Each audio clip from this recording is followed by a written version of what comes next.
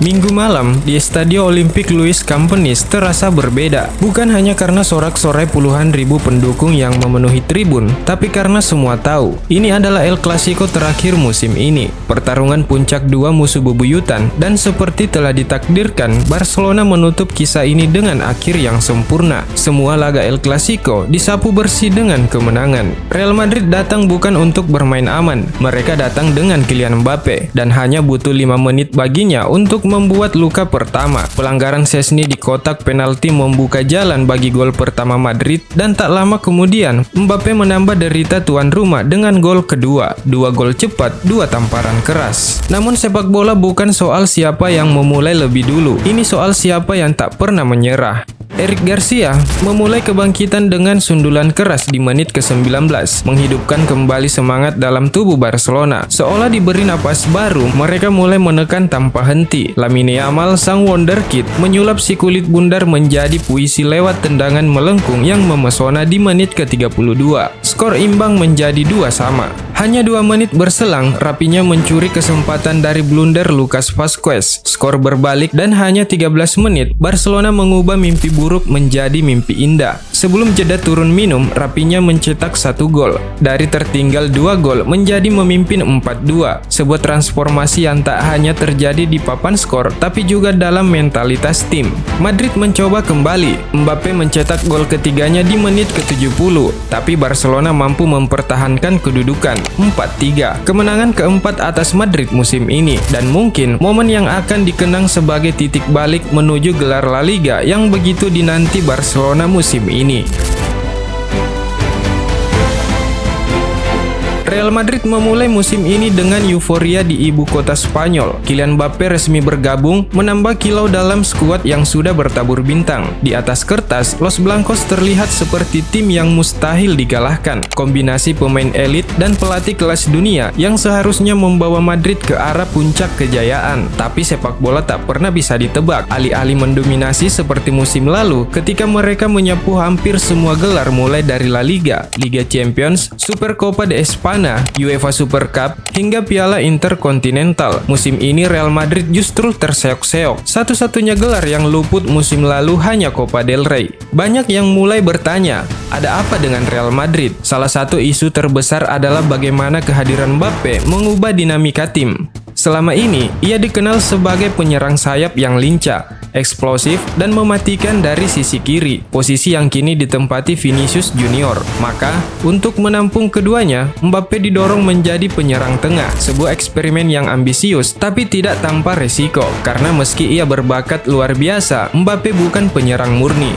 Namun, di tengah kritik dan sorot, Mbappe membuktikan bahwa dia bukan masalah, justru dia bisa jadi solusi. Saat El Clasico terakhir musim ini berlangsung, di saat Real Madrid kembali harus menelan kekalahan pahit, Mbappe tampil sebagai satu-satunya cahaya terang. Ia mencetak hat-trick, prestasi langka yang hanya dicapai oleh sedikit pemain dalam sejarah laga paling panas di Spanyol. Menurut laporan Octayos, hanya 2 pemain yang pernah mencetak hat-trick di El Clasico La Liga pada abad ke-21 sebelum Mbappe, Lionel Messi dan Luis Suarez. Kini, nama Mbappe berdiri sejajar dengan para legenda, dan menariknya, sudah hampir 3 dekade sejak pemain Real Madrid terakhir, yakni Ivan Zamorano pada 1995, mampu melakukannya di La Liga. Bahkan nama-nama besar seperti Cristiano Ronaldo dan Raul pun gagal menorehkan prestasi itu di panggung El Clasico La Liga. Vinicius memang pernah mencetak hat-trick ke gawang Barcelona, tapi itu terjadi di final Supercopa de España pada Januari 2024 lalu, bukan di La Liga. Jadi,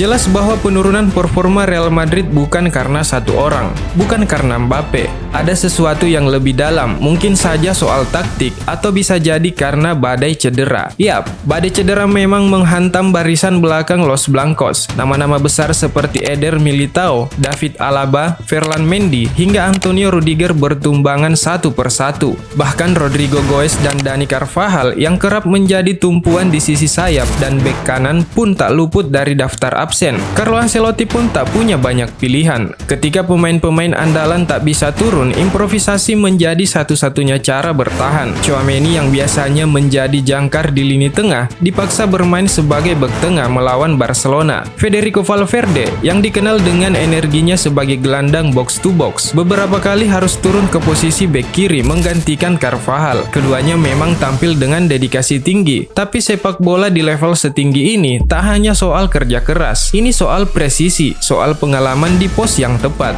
Akibatnya, Real Madrid kerap kehilangan keseimbangan. Terlihat jelas dalam rangkaian El Clasico musim ini. Berkali-kali mereka unggul lebih dulu, namun berkali-kali pula keunggulan itu menguap di hadapan tekanan Barcelona. Pertahanan rapuh menjadi titik lemah yang terlalu mudah dibaca lawan. Tentu, sorotan itu tak hanya berhenti pada para pemain. Nama Carlo Ancelotti ikut masuk dalam daftar yang dipertanyakan. Pelatih berpengalaman itu mulai disebut tak mampu mengimbangi perkembangan strategi sepak bola modern. Beberapa pengamat bahkan menjulukinya pelatih miskin taktik karena gaya permainan Madrid yang kerap dianggap monoton dan mudah ditebak. Namun, kritik semacam itu nyaris terdengar seperti amnesia sejarah. Carlo Ancelotti bukan pelatih biasa. Ia adalah pelatih tersukses dalam sejarah panjang Real Madrid. Dalam 2 periode kepemimpinannya, ia telah mempersembahkan 15 trofi untuk klub, termasuk 3 gelar Liga Champions. Jumlah itu melewati rekor legenda Miguel Munoz yang butuh 14 tahun untuk menyumbangkan 14 trofi. Dan bukan hanya di Madrid, Ancelotti telah menaklukkan 5 liga top Eropa. Ia juara di Italia, Inggris, Prancis, Jerman, dan Spanyol. Ia adalah satu-satunya pelatih dalam sejarah yang bisa mengklaim prestasi sebesar itu.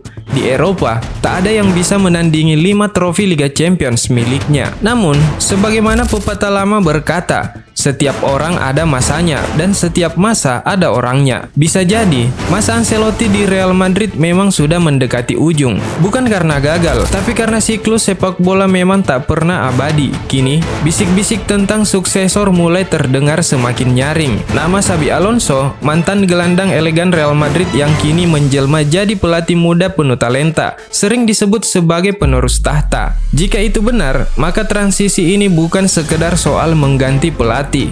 Ini tentang perubahan era dari seorang arsitek veteran ke tangan muda dengan ide-ide baru. Dan siapapun penggantinya kelak, ia akan mewarisi tim yang pernah besar dan kini sedang butuh arah baru.